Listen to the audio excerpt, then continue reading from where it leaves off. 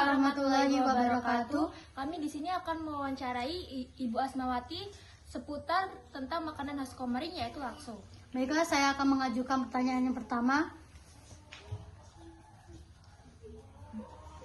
1. Apa yang membuat lakso berbeda dari Ria? Apa yang membuat lakso berbeda dari jenis masakan mie lainnya? Lakso itu makanan khas Komering dari zaman dahulu kala.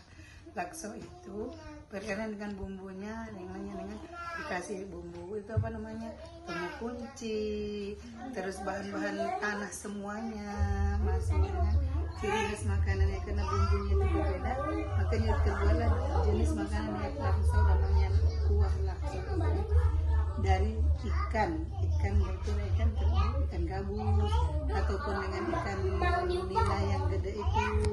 Nah, itulah ciri khasnya dengan kuah lakso itu, pakai santan, pakai ikan, bumbunya semua dari bumbu tanah, laos, jahe, terus temu kunci, serai, masuk bawang-bawangannya juga. Terus terbentuk ini kuah lakso.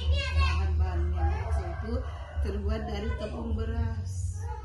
Tepung beras itu diadun sehingga dia kental, jadinya dimasukkan ke ada khusus cetakan lakso itu. Maka seperti mie dia kayak ini, dicetak keluarnya kayak ini. Itu namanya makanan lakso. Pertanyaan kedua, sejak kapan Anda mulai mengenal dan menyukai lakso? Semenjak saya kecil, karena saya orang Komering. Sudah lama, sudah sekian bulan. Sekarang umur ibu aja sudah 51 tahun. Jadi sudah sejak itu ibu mengenal namanya makanan lakso.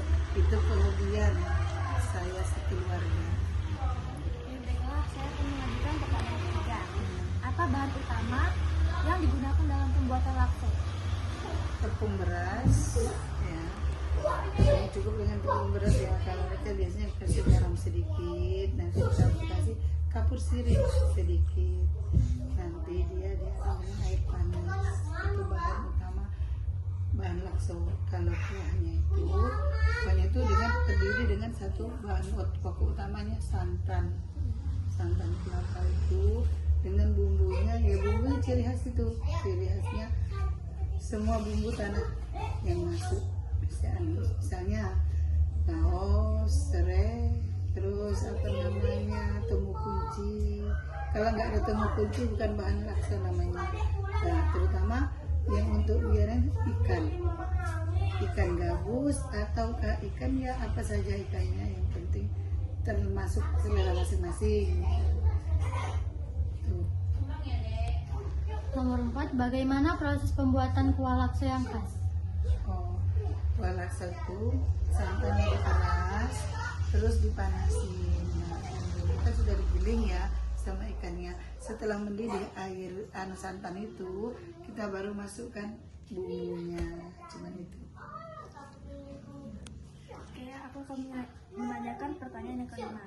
Apakah ada perbedaan lakso dari daerah satu dengan daerah yang lain? Enggak ada. Sama. Ya. Cara pembuatannya, cara kuah-kuahnya itu sama.